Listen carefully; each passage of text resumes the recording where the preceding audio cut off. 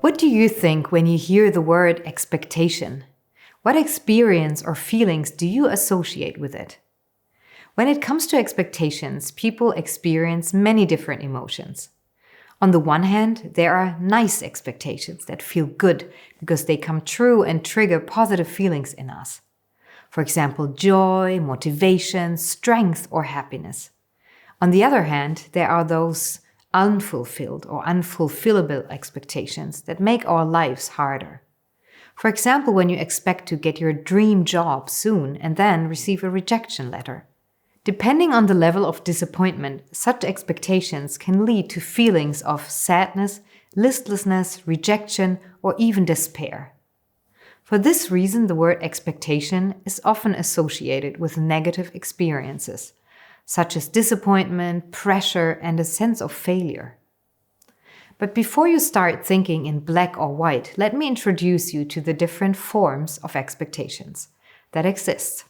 Because if you understand them better, you will be able to deal with them in a more helpful way.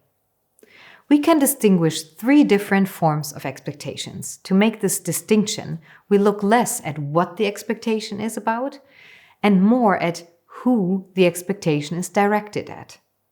On the one hand, there are expectations that we have of ourselves, for example, of our lifestyle or career goals. And then there are expectations that we have of others, that is, how we think others should behave.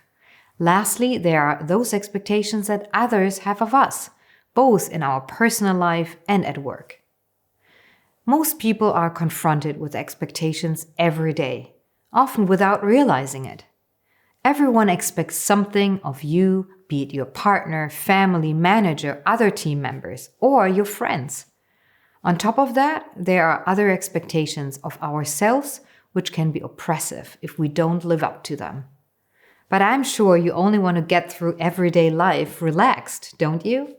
So how can you now manage all these expectations? A great first step is to understand expectations even better. There are 3 explanations for expectations.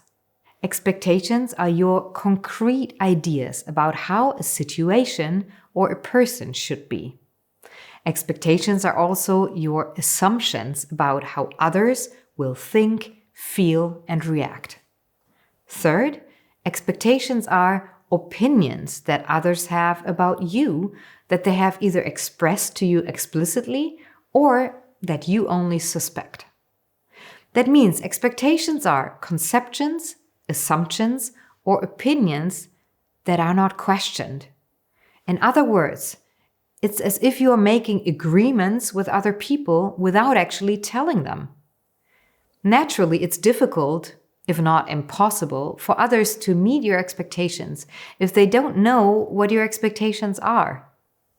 Negative feelings and misunderstandings are inevitable in this case, which in turn make it difficult for you to communicate clearly and clear up the misconceptions.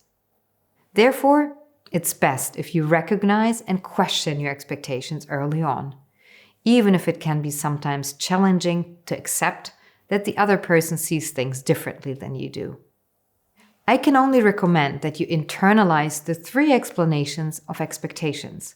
This will make it easier for you to understand that your anger or sadness are only coming from the fact that things didn't go the way you thought they would. Additionally, at the beginning of a new business relationship, partnership, or friendship, you can open up and have an honest, personal conversation about your values, ideas, and desires. For example, you can ask a new manager what is essential to them and what they expect of you. In this case, you avoid disappointments and unfulfilled wishes and strengthen your relationship through direct and precise communication. I hope this video gave you a good first insight into the topic of expectations. Would you like to learn more? Then feel free to watch our other videos on this topic.